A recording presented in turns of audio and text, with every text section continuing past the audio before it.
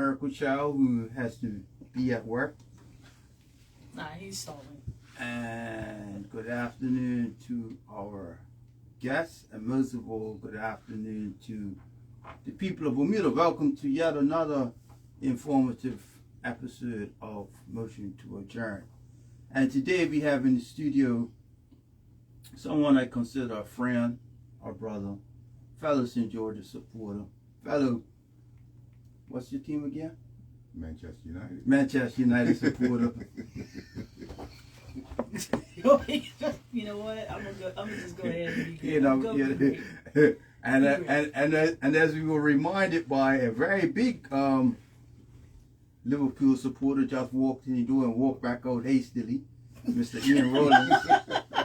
He said, "Oh, I'm looking up at you." And I was like, "What are you looking up at? You're not taller than me. I'm not taller than you." And then I looked at the EPL and I was like, "Oh, both on the same points, but we got better goal advantage."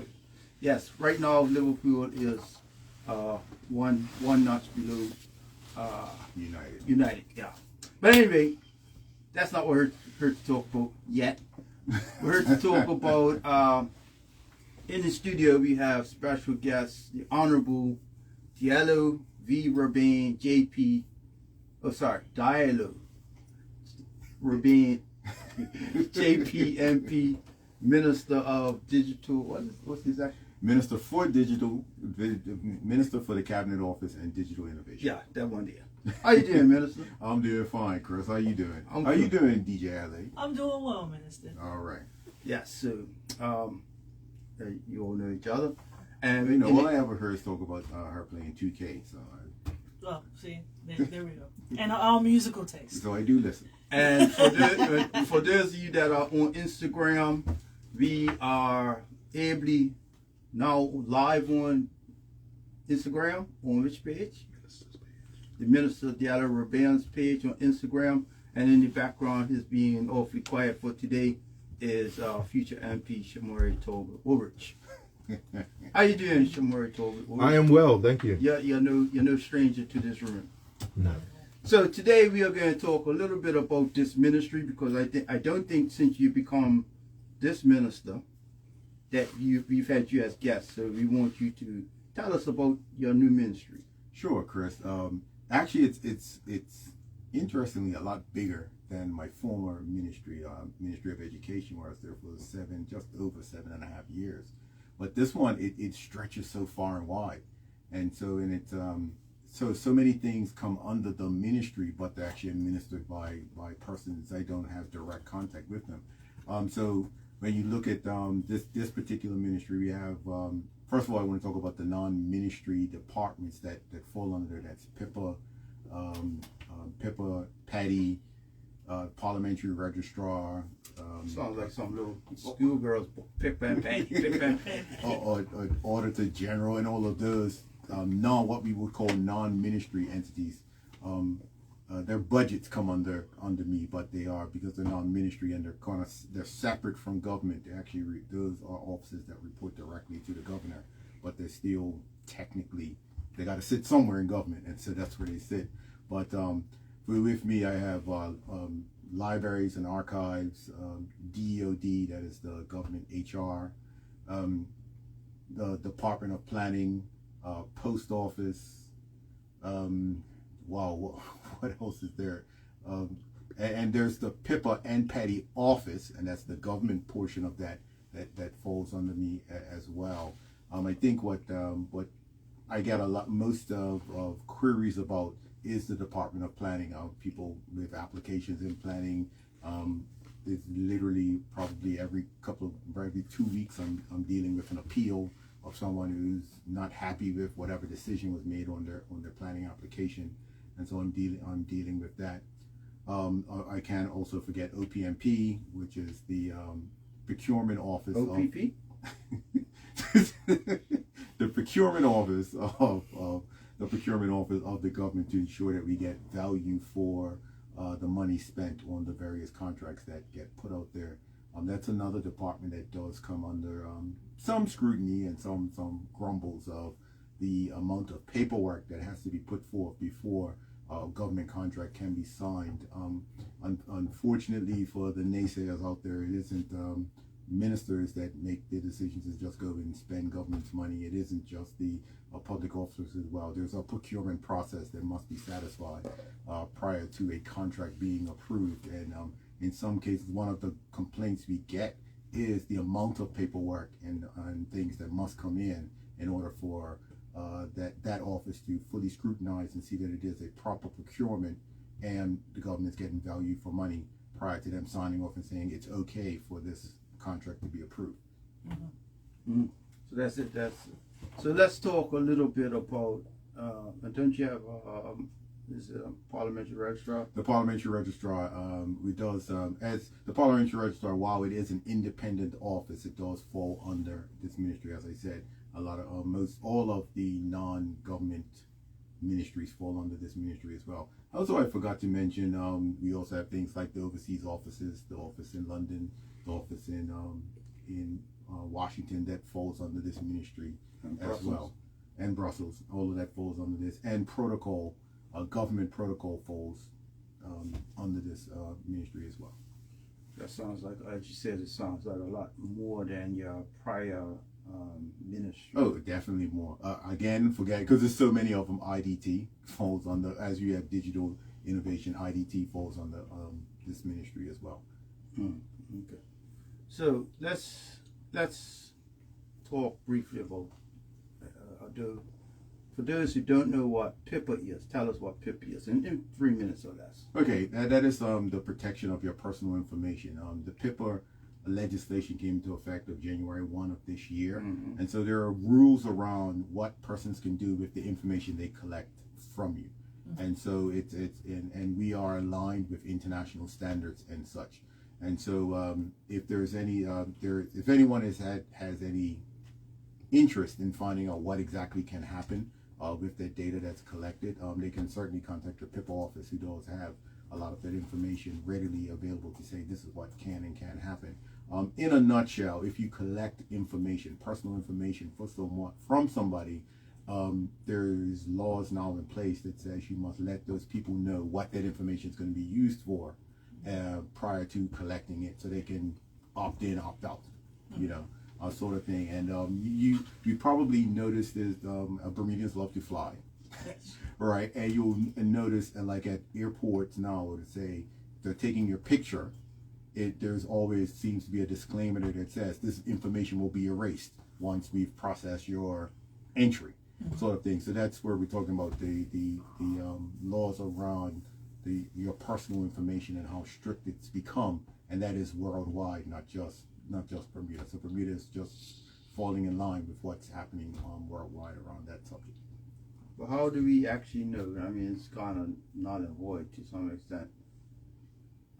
I was traveling back to Bermuda the other day, and there's like, first it's like, oh yeah, you gotta they're using the what they call biometric thing in order for you to board the plane, right? Then the biometric thing stopped working, and it's like, oh, you gotta use it. Pull up your passport. Before it was optional for you to use that biometric thing. Now it's like not even, they're just telling you, anyway you're getting on this plane is do the biometric. Yeah. So how do we even know that your biometrics aren't being shopped around to, I don't know, ICE or other places? Well, I cannot speak for the U.S., but I can speak for Bermuda, and I know with the amount of paperwork that I see about the conventions and standards of worldwide that we have to adhere to, that they are following these benchmarks, and there are processes in place that require countries to adhere to certain standards, and so and within each country they can, some of them are top notch, some of them are like middle of the line, some of them might be at the bottom of the line, but I can tell you from Bermuda standpoint that we are right up there with the best of them when it comes to this information protection. In fact, we are in the process of reaching out to have our regime evaluated so we can become formal members of the the personal information protection stuff that has been ratified throughout Europe, and that's what we're in the process of doing now. So hopefully, and what my team tells me is we're good. They just need to come in and do that evaluation. And once they do that, we should be able to sign on as one of the members that have satisfied that criteria. All right. Just before I turn it over to you, DJ LA, I just want to remind listeners if they wish to call in and ask any questions specific, or as we say in Bermuda, Pacific to this minister and his ministries, please feel free to call in at 292-9595, 292-9595. And shout out to Uncle Bummy Simons, the greatest cup match captain in the world. Heard that, Shimori? Great history. Especially those newfangled Somerset fans. Yeah. Jameer, his daughter, and his wife, Aunt Val. And shout out to the other people they're doing. And Mr. Craig Woods, too. He's a Liverpool fan, too. Okay, but anyway, Well done. over to you, DJ Ellie. Any question you want to pose to the minister? Well, I mean, I think you pretty much covered it all, especially when it comes to PIPA, or is it PIPA. PIPA? All right, because I was about to say Personal Piper. Information Protection. All right, I was about to say Piper because Bermudian. Well, why not? people say Piper for some reason. I say PIPA. I don't know, but I have heard people say Piper as well. Okay. I think my next, well, not even mine, but a lot of people's concern is, like you said, when you take your picture with the biometric from Bermuda's standpoint, it gets erased, right? And well, I didn't say it gets erased. There's a disclaimer. I was just making an example of that, but in some cases, you're saying we're collecting your information because we want to send you information on a regular basis. And I know you've seen that where it says you can opt in, opt out. Right. And that's where the personal protection stuff is really much more important. I think in Bermuda, it's something we're just not used to. Yeah. And so it is a learning curve, even though it's come into effect. And I know the office does conduct courses on getting companies and I'm assuming individuals as well up to speed on what you can and can't do with personal information. So they're always conducting seminars for companies so they can be compliant. Right. And all companies are required to be compliant. And so if you look on the government websites, you will see there's a disclaimer that says, that refers to PIPA regulations as well. Right. I mean, I was really thinking about from a biometric standpoint, because I know more specifically with the elderly and with those conspiracy theorists, AI is pretty much, it's getting scary. Let's be honest, right? So I think a lot of Bermudians are a little skeptical when it comes to certain, things, in fear of AI transforming you into something, and like a Kobe Bryant. I don't know, but just I think, how would you put those listeners at ease when it comes to the biometric side of things? Well, I look at it from this point. There is a level of self-learning that needs to take place so you can fully understand how a lot of this stuff works. It's amazing. I always do find it amazing when someone asks me some questions. I'm like, well, that information is readily available. And I'm like, but I don't feel like going to look for it. So part of some of the things that we're doing in digital innovation for government is to create a more tech-savvy government and a more tech-savvy population as well. So they can, so those types of things that you want to find out are readily at your fingertips. We also recognize that we have to put things in place especially for our elders, to be able to understand some of this stuff as they move on. So there are discussions around how do we put things in place so they don't feel disenfranchised. I know we'll get some people say, but I want a piece of paper, sort of thing. So you got to really balance the forward movement with the pace at which your country is moving forward. And so that's always going to be that delicate balance of, what is too much technology too fast. And one thing that I've recognized being in this position as a minister of the government, change is not easy, and change doesn't come overnight. And some things you have to recognize that people need to be eased into. Other things you can say, okay, starting tomorrow we're doing it this way. Other things need to be more nuanced as we move forward. And so as we do move forward with this technology, especially with around AI, it will require us to just have a bit of patience with as it gets accepted more and more. The thing that I point out to people is AI has been around for years. It has. Right? It's not just it's sort of like the popular thing to talk about now. But there are certain things that even our seniors enjoy that they don't recognize that's AI in the background actually doing all these calculations that says, great, this is what you're gonna have. And then you have the other one that really gets a lot of discussion is algorithms, especially if you're a social media fan. And you've noticed it. I'm sure people notice. It's like I go on my favorite website and I check out something. I see a little ad on the side. I click on it, and all of a sudden, every time I go to another website, the same ad is popping up. Yeah. That is the type of stuff that people, as you said, some conspiracy theorists are like, they're watching me. But it's not necessary. That is not necessarily the case. It's one of those things that when something's happening that they like, they're all for it. But when something's happening that they don't necessarily like, all of a sudden it is a huge problem. So it's just a matter of just easing people into that. In terms of the biometrics, I don't believe there's much stuff in Bermuda that uses biometrics like you would if you're passing through the airport and stuff like that. But there is regulations around that information, how you collect it, and what it can be used for. All right, thank you for that. Let's move on. Post office. Everybody gets post. Everybody gets mail, Christmas cards, so on and so forth. Is that a thing? Is that still a thing? Huh? Really? Is that still a thing? People send postcards and stuff? Yes, people Really? do send postcards. Yes, And Christmas cards. I'm just And saying. birthday cards. Yeah, okay. See, Generation X. I'm Generation just, Z, no, I'm right? just saying, no. I'm a millennial. Anyway, so post office, millennial, I'm gonna look that word up. Post office, how many staff do we have at the post office presently? Well, I wish you would have asked me that question before. I don't know off the top of my head, but one thing that I can tell you is that 100% of the staff is Bermudian at the Bermuda Post Office.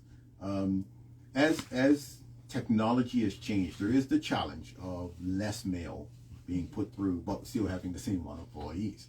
And so there's discussions going around of what post offices could look like in the future, actual post offices. I know Sam is really, Sam being the Postmaster General, is really willing to listen to perhaps using post offices for more than what they're currently used for. Right now, all of our post offices are, you go there to buy stamps, pick up parcels that you may have shipped through, and mail, right? But there's when you look at some post offices worldwide, some of the other things that happen within those post offices, whether it be internet cafes, whether it be the ability to go there and do government business outside of just buying stamps, whether it's other businesses that exist within that space that the public could be using for. And some post offices you may go and see a Western Union.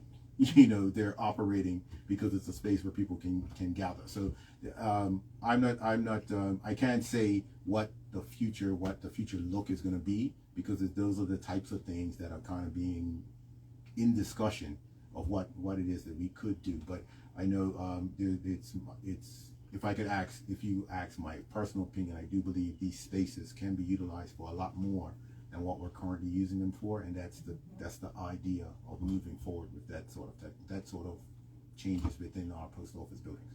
Mm-hmm. Absolutely. Yeah. All right. So, yeah, let's tackle what you want to tackle next. Well, it's entirely up to you. You still got IDT, you still got digital innovation, you still got DEOD. where it's still got What's Department of Planning. DOD? DOD is Department of Employment Organizational Development. That is the not- government HR department. That sounds a little steep. If you are trying to be employed, if you're applying for a job through government, that's the department that would take you through the paces, vet your application, set up interviews and all of that sort of stuff. It's a department that has not necessarily gotten a good rap of over the last few years, but I do know that there's some software enhancements that are coming to help with some of the difficulties that is happening down there, and there's also looking at how we can rejig how they actually operate to just add some more improvement to what is going on. But the yeoman's work, you think of I think the last report I read, they were hiring, the average number of people they hire per year is around 250 to 300, and so that's not, that's not a small number when you're talking about reviewing applications, going through resumes, setting up interviews, and going through all of those stuff. And this goes back to what I said earlier about things don't happen as quickly in government as people tend to think. There's all these rules and regulations that are in place to ensure that the people's money is being spent properly. So like I said, I hate to spoil the fun of some of the keyboard warriors that are always out there talking about how much money is being wasted on this or wasted on that, but there is nothing, a check cannot be written or a transfer cannot be done unless it goes through a multitude of steps, and that's probably some of the most grumbles we get from public servants and from ministers, is how long it takes to this is the idea, to let's execute the idea. Sometimes you're looking at 6 to 7 months before you can get a contract put together. That's been vetted by the AG's chambers, vetted by OPMP, and then vetted by cabinet, and then the actual payments are being made. So there's a process that goes into that.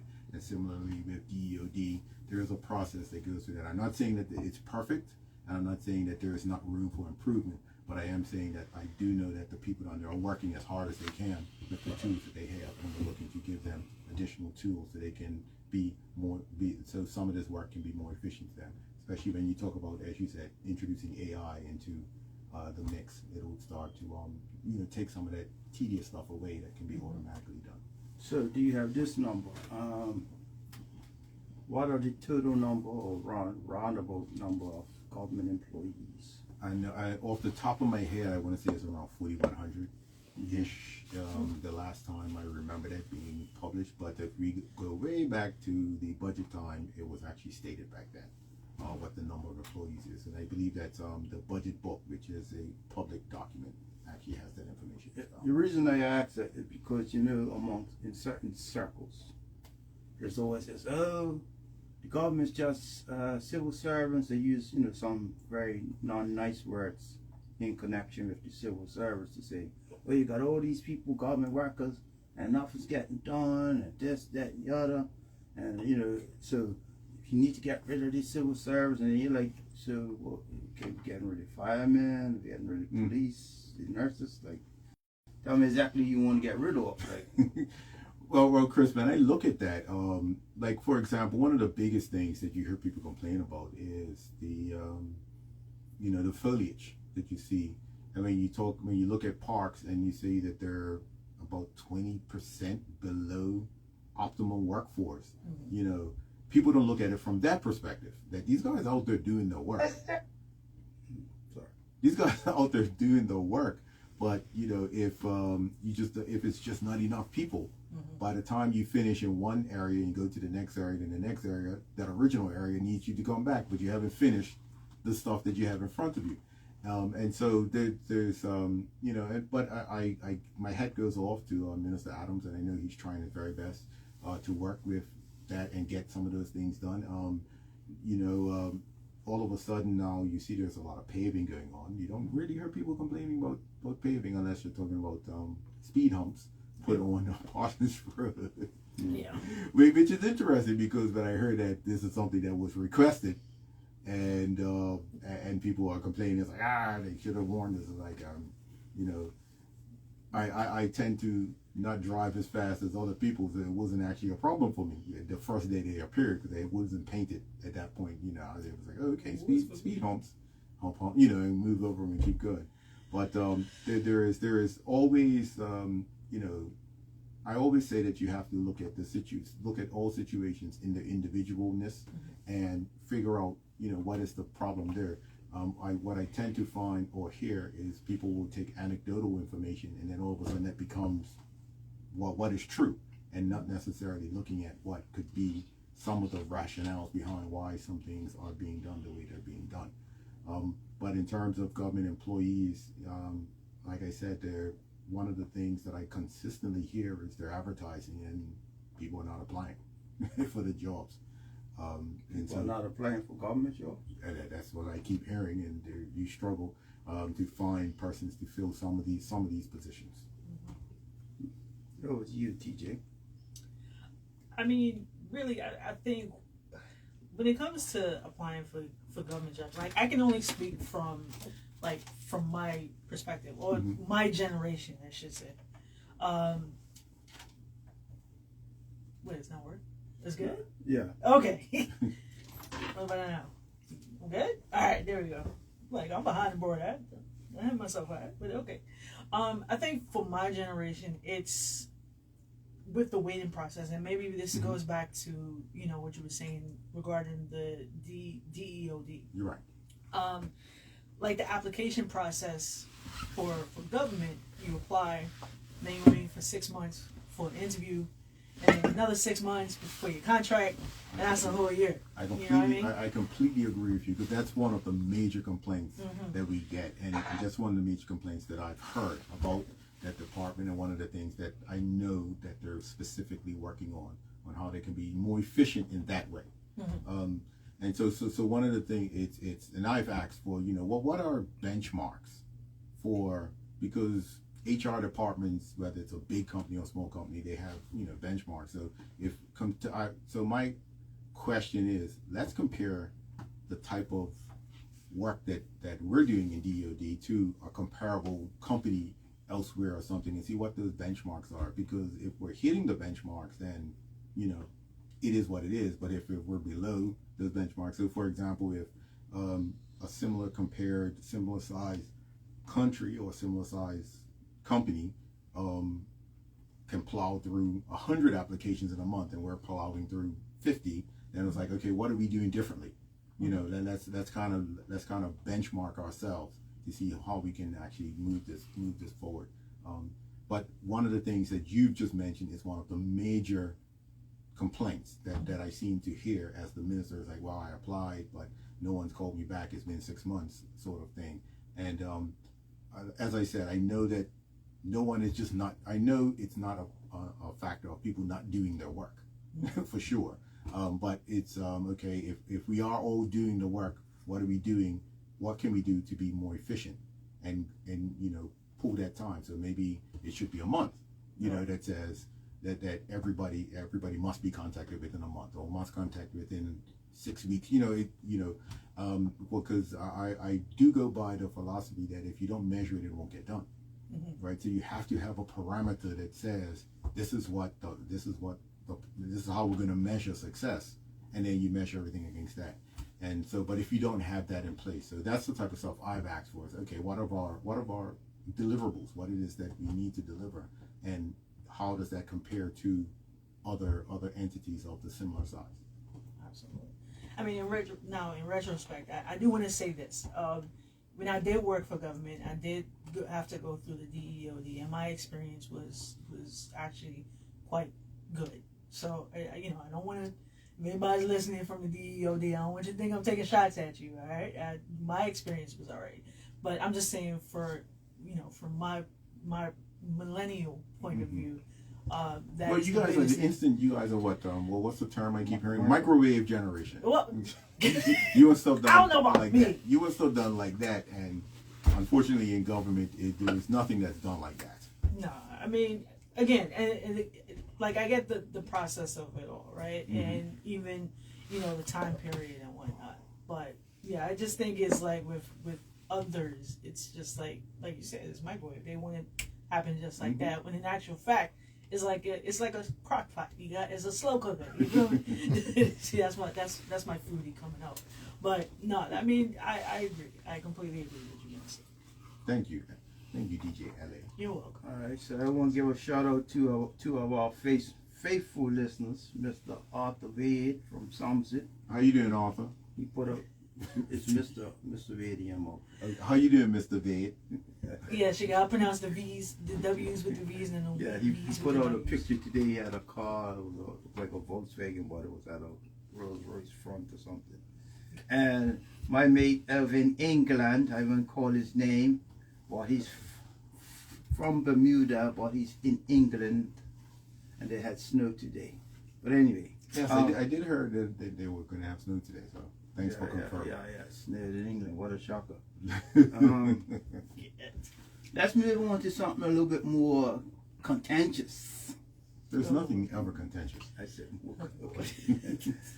Let's talk about the parliamentary registrar electoral reform. Let's, there's some things we can carve up, but what is the goal of electoral reform? What is electoral reform? Well, the goal of electoral reform is to strengthen our democracy and strengthen our franchise when it comes to having elections within Bermuda.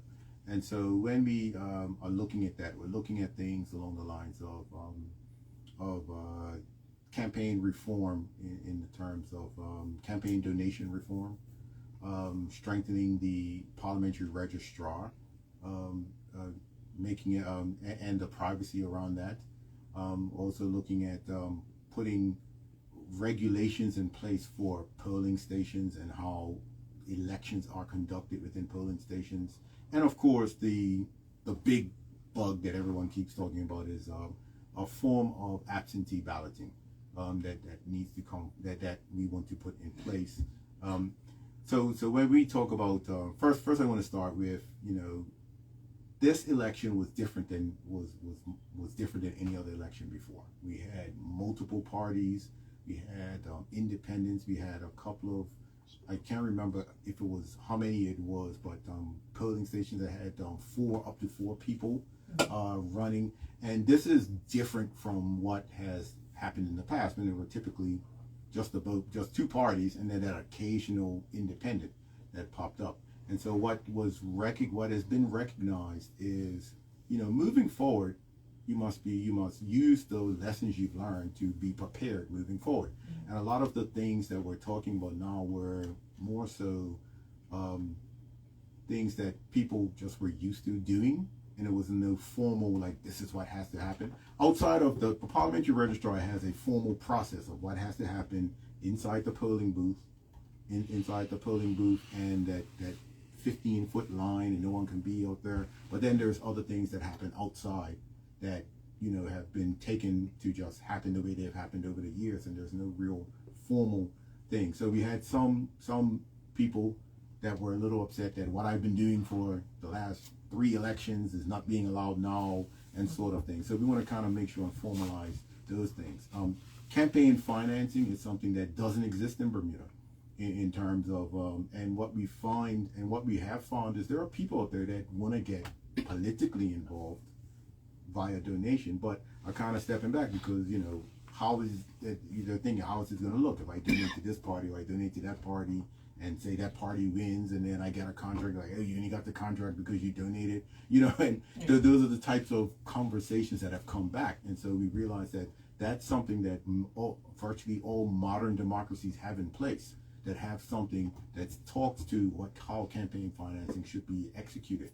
And so we do have, as part of the Commonwealth Parliamentary Association, there are benchmarks of how those things should actually happen. So those are the types of things we're looking to put in place.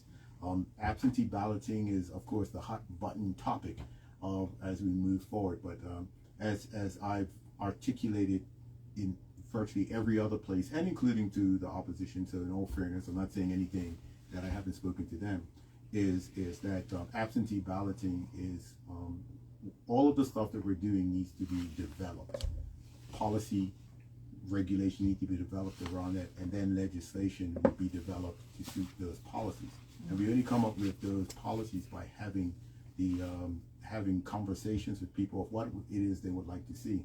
I will say the conversations that we've had thus far, and we've had 2 sessions with overseas students, have been very, very fruitful.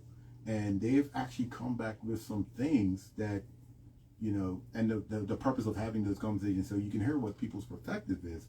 I think for me, they've come back and said and talked about some stuff that us old heads hadn't even considered and thought about, and actually was quite, you know, I was quite happy to hear and to have these conversations and say, guys, we just want to hear what your thoughts are. And, you know, we're writing on the notes like, okay, wow, no one thought of that before, but this is why we have these conversations. And so our next one is going to be at Devil's Hill on Monday at 6 p.m. where we'll have the ability for a person to come and give us what they think we should move forward. I think anything as important as changing the way we vote or the democracy around how we vote has to be guided by the people of Bermuda. It simply just has to be guided by the people of Bermuda. This is not one of those things where I want to just create something and say, hey guys, this is what we're doing, without having that conversation. I think I put it best a few weeks ago when I said this is not an OBA conversation, this is not a PLP conversation, this is a Bermuda conversation.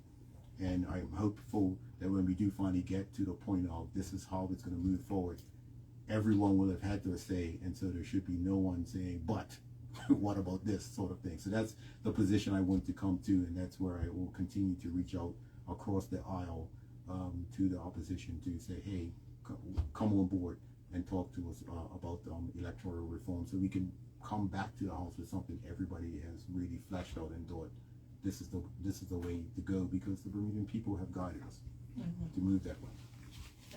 All right. So 2929595. If anybody wants to call in, shout out to my cousins up there, Selena Simons and Gina Charles Vade, and yeah. So next thing I would like to talk about is the IDT part of digital transformation. So IDT is the part of government that controls all of the connectivity throughout government, the computers, the networks, and the various things. And so we have the digital transformation team that is looking at how do we move to the idea of single log-on service through our government. So the idea that the process is looking at how you can have one log-on into government, and from that log-on you have access to all government services. And so as it stands now, if you go to one department, you know, they're paper intensive in some instances, and you got to show, say, your passport. You go to the department, you know, a floor above, and they say, well, you got to show us your passport. You're like, but I just showed it to you guys downstairs. Aren't you all the same government, sort of thing?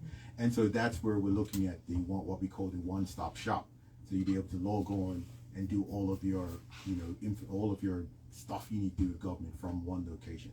So that's the lofty idea. That's the actual idea. We're also looking at how you can pay online and be able to pay for whatever services you have from your single log-on for government services. And so that's the type of stuff that needs a lot of programming. It needs a lot of training, because you got to train public servants as well on how this stuff, public officers, they changed it from public servants a couple of years ago. Public officers on how this stuff works and what is the best way to do it, AI enhanced sort of stuff and different things like that. So that's one of the things that we're looking at. So when you look at, so we've done these programs with the Kingdom of the UAE in Dubai, and they have a philosophy that if you log onto the website and you can't find it within 3 clicks, we got to reprogram that. Right? So their thing is, if someone comes and says, hey, I went through, I clicked 5 times before I could find what I was looking for, they immediately start programming, okay, how do we change this? Because we want you to be able to find whatever information you need in 3 clicks or less. And so they've been very good at working with us and offering their services through these what we call 100-day accelerator programs. And this is where you take a problem and you say, okay, put together a ministry team to solve the problem, and you should, if you follow these steps, you should be able to come up with solutions or potential solutions within 100 days. And so we did complete that, and it was really, we did come up with some solutions for the portal, or some people know that's the website, of what it could look like and what it could be different. And so now that information from that challenge is now being taken to actually update the site, and hopefully we're looking at a relaunch of a revamped portal by April of next year. The other thing looked at how individual departments may have DJLA registered, but their DJLA's information is not interconnected. So if you go into one department and you say, I changed my email, I changed my phone number, they now have that information, but nobody else does. Right. Right? And so instead of you walking around to 5 different departments, you should be able to just go to one.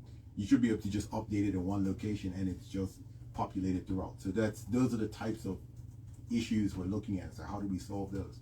I'm quite happy to announce that we will be soon signing a contract with Paradise Mobile, who's coming on as a strategic partner with the help from Google to actually help solve some of these things. So we're bringing in some really high touted programmers that will allow for doing this. I will say that part of this, looking at this, is how we can also have Bermudians training right next to them to ensure that once they leave, we have people that can still look at this work. And so that's what we do. That's some of the high level stuff that we're doing within IDT. Lastly, Chris, the Department of Planning, your favorite department. Well, we've got 10 minutes left. Tell us, what does the Department of Planning do? Number one, and I know you can get an AI summary. Yes. I'll give the AI summary. The Department of Planning is there to protect the Bermuda's infrastructure in terms of ensuring that development in Bermuda is sustainable, ensuring that development is in character with Bermudianness, and to ensure that things are built to a particular health and safety code, or as we always say health and safety, but it's actually safety and health. That's how it's pronounced worldwide. So make sure things are built within safety and health protocols. The Department of Planning does at times get a lot of stick because of some people will say, well, my project is taking much longer to pass through planning than I feel it should. But what we've been steadily trying to do with the Department of Planning is put things in place to ensure that the quality of the submissions are sufficient enough to be vetted without having to have this constant back and forth of, okay, please change this, no, please change this, please change that. And so those are the types of things that are being put in place to kind of move these things through. The Department of Planning has 2 entities that I don't think people really fully understand, and that is the development applications part. That is the planning permission per se, and that's when you apply to say, I want to, think of it as, I want to build this house, or I want to build this building. Is it okay for me to build it? And then that part goes through and you get planning permission for that to say, yes, the building satisfies all of the regulations, et cetera, you are able to build it. The next phase of that is you apply for a building permit, which says this is how the building will be built. And it has all the structural details, electrical details, mechanical details, landscaping details, and all of that information is then, and then that is vetted, and then you're given what's called a building permit, and then the building permit allows you to go out and construct your building.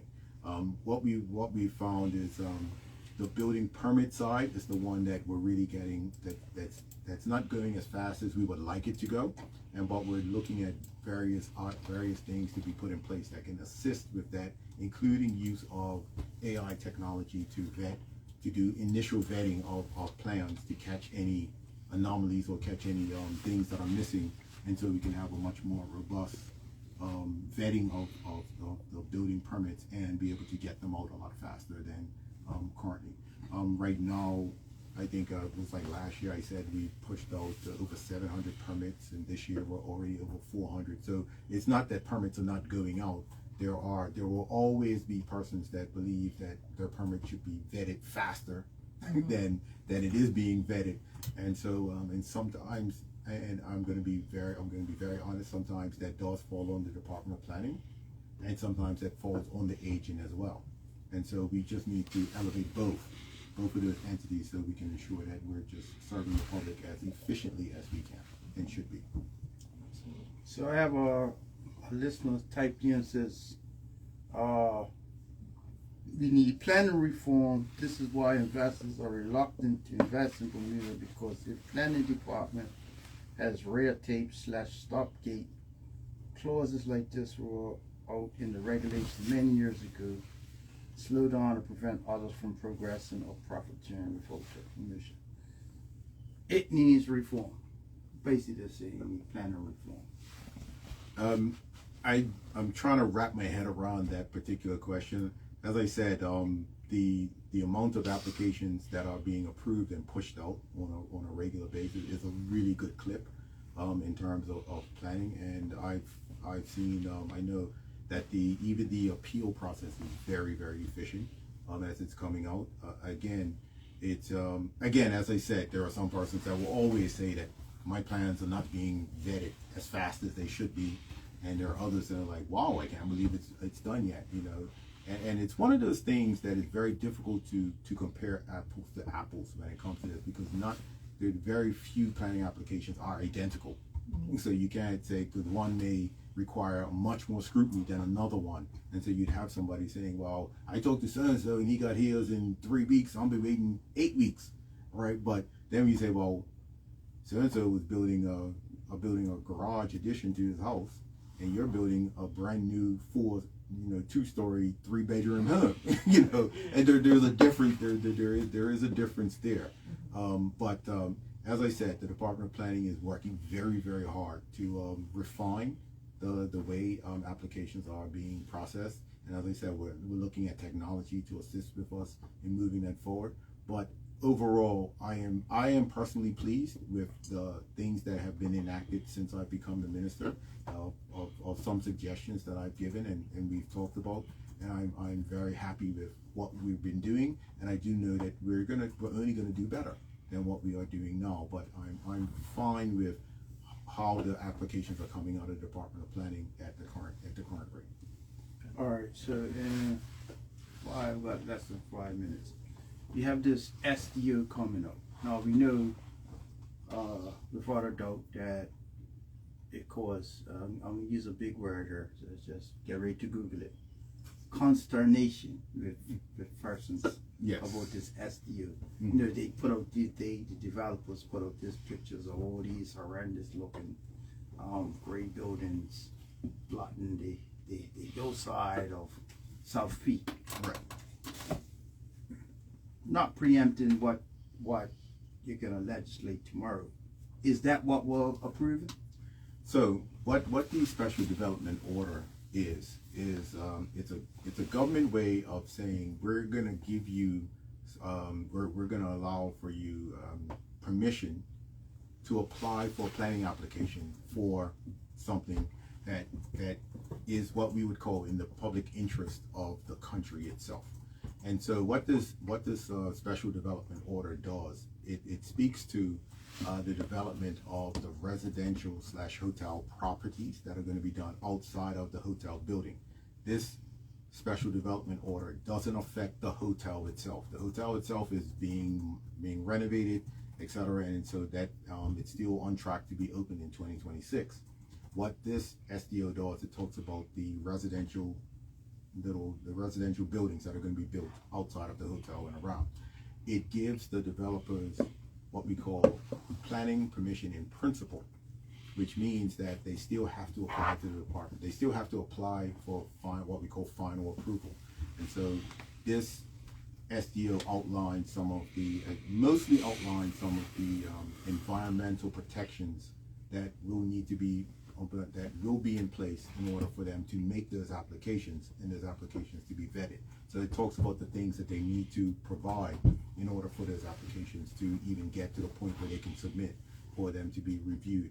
And so the environmental impact studies and the various things that need to be done that talk about, if we build here, this is what we need to do to protect the open space and protect the Bermuda fauna and different things. I think I said earlier, and there's a minimum number of bluebird boxes that will need to be installed.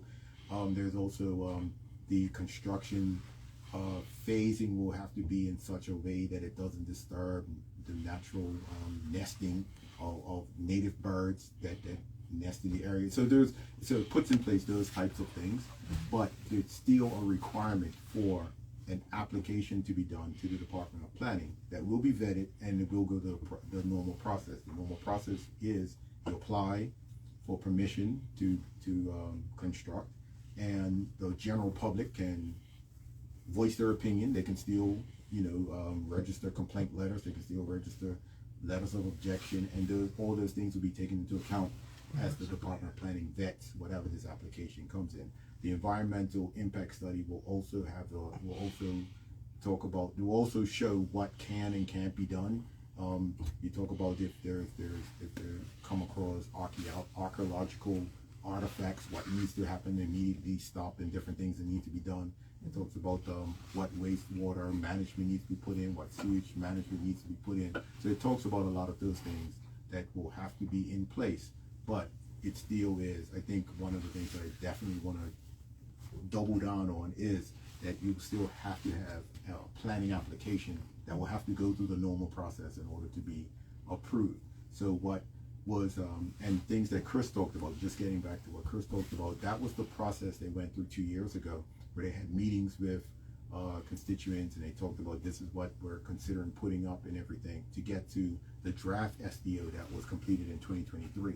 The SDO that we're doing now is now that they have taken into account all of the feedback from those particular sessions or public sessions that they had. This was the finalization of working with the Department of Planning to say what the final SDO is going to look like, and that mostly was around what the environmental protections are going to be, like what is the additional work that you're going to have to do in order to produce what we call public benefits, and that is when you ask persons putting up large buildings, what is the public benefits that you can put forth. In some cases, if you're talking about downtown, it might be, I know one of them, they're going to redo all the lighting along a certain road because the lighting is in bad shape, and that'd be a public benefit. Another one, I think, they gave the agreement that they would they would refurbish a playground in town or in the nearby vicinity. That's part of the public benefit. So some of the public benefits that are going on with this one is the realignment of South Road. I don't know if you pass South P going west, and it's that really like almost 90-degree bend and then another 90-degree bend. So actually straightening that road out so you don't have that bend anymore. Improvements to the railway trail that borders the property and passes through the property. And so there are different things like that in terms of the public benefit that has been baked into this.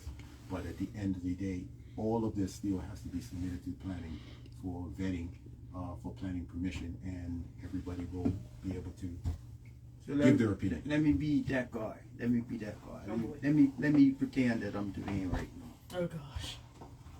Right? We Boy Wonder. Huh? Boy Wonder. No, not one. Miracle Child. Miracle Child, that's it. Miracle Child. Child, but CHILD, child. Anyway. We have all these for some, right? The opinion, right? We can't dismiss people's opinion. We have this opinion that any developers building some multi-million-dollar project, blah blah blah, wherever it may be, I'm calling a name so you can't sue me. They get heaven and earth moved for them, rather it be bending or flexible with planning regulations to some extent, flexible with bringing in workers to work on that project to some degree. All right, but then the small guy, the Mr. and Mrs. Bermuda, those who could, the number of Bermudians able to actually afford to build or renovate is shrinking. When they want to get simple little things done, they got to go through all this Bermudian word rigmarole. And how does the two marry up to say, well, you're not going through any less rigmarole than Mr. Billionaire guy is going through, because the perception is that only the small people going through small when it's small working class, middle class, are going through rigmarole to get slight little things done. What say you? Well, I say again. I think I mentioned earlier when we talked about anecdotal stuff. The Bermuda Plan 2018 is the Bermuda Plan 2018. Every application that comes to Bermuda has to be adhered to that particular plan, unless in the case of special development orders, as I said, there are things that may or may not adhere to that plan. And so what we're saying ahead of time is we've deemed this to be in the national interest of the country, and so those things will be allowed, but you still have to go through the planning process. So regardless of whatever, so if someone wants to build a garage, as I said earlier, they apply for that application and it goes through the Department of Planning based on the Bermuda Plan 2018.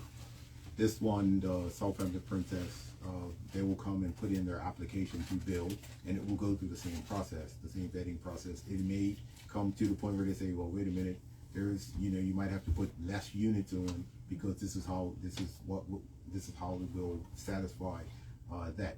So I think when and in the fairness of the question, it does come across as if I'm putting if this is the regulation that I have to go by, and I'm doing a garage, and someone is building 100 units, and they're still got to go through the same regulation. It speaks to some of the things that we are talking about is how can planning applications be sort of vetted to say, okay, here's the path this one should go, here's the path that one should go. But it is a ticklish thing because they all have to go through the same process as we move forward. So it would seem, if you got to read 100 pages to 100 pages has to be read in order to review a garage add-on, and you're saying, well, 100 pages has to be viewed for a multi-billion-dollar project to go on. The simple thing that people will see is like, well, how come I got to go through 100 pages when all I'm doing is this? And why it doesn't seem like it's comparable. You understand that if I'm doing this little small project and I'm still got to go through all this, they're doing this huge project, but they got to go through the same thing. And I get that. I fully understand why persons would feel that way. So one of the things that I will always encourage, and unfortunately persons do not take advantage of this, is the Department of Planning has a way of what they call pre-consult, where you come and you sit and you say, hey, I'm looking to build. Can I have a consultation with the Department of Planning to guide me on what can I do, and what's the best way to do it, and what's the best way to send up my application so it's be reviewed and approved as quickly as possible. And what I do find is the people who do that tend to fly through, but unfortunately the people who do that seem to be the people who are building the big projects. And so it comes down to, well, wait a minute, he put his plans in for a 3-story building, and they came through, I'm trying to build my garage, but it's still piddling along. And so I always encourage people, and I know when I was in that field, DJ Ali, you as the millennial, you would not know that I was an agent to planning and partner to a company that submitted plans on a regular basis. That actually doing those pre-consults led to a lot of less headaches. Because what we do find is, and as you heard me say before, each planning project has individual nuances. But what some of our people will do is say, wait a minute, DJ LA put on a garage and all she did was do this, bam. So I'm just going to follow what she did, not knowing that there's some nuances that prevent you from actually doing exactly what you did. And we're going to have those explanations around that. And so I always encourage the pre-consult with the Department of Planning, and the pre-consult normally leads to projects flowing through much faster than normal. All right. Well, on that note, I want to thank you for 1 hour of your time, and you have another appointment, I think. Yes. For those who aren't aware, they're doing the premiere of the biography film for Clyde Best. Yes. In Somerset tonight, so that's where I'll be heading. I was proud to run into him at the football game last Thursday, and he actually says, like, "Hey, are you coming?" And I was like, "I bought my ticket 2 weeks ago." And he was actually really like, "Hey, thanks very much." Yes. Yeah, all right. Well, thank you, DJ LA, and congratulations to the Gombe Warriors for pulling off a draw against Trinidad and Tobago 2 nights ago. Yes. Congratulations. That's on for DJ LA. Thank you once again. Thank you, MP. And Thank you, Minister. Samori Tolbert Woolrich, Thank you. the Lynn Somerset supporting else. Yeah, well, we got the cup. You know what? See, it's always got to be that Somerset fan. See? Always got to be that Somerset fan. And Bermuda, we will be back next week with another interesting guest. We have actually going to have Minister Alexa Lightbourne, who's going to come on and talk about the initiatives towards affordable Bermuda. So, see you next week. Well, actually, we're on radio. You'll hear us next week. Thank you again. And then next Thursday is U.S. Thanksgiving too, right? Thanks, taken. They took. Anyway, with that We're being not going to said, go there. We ain't going to go there.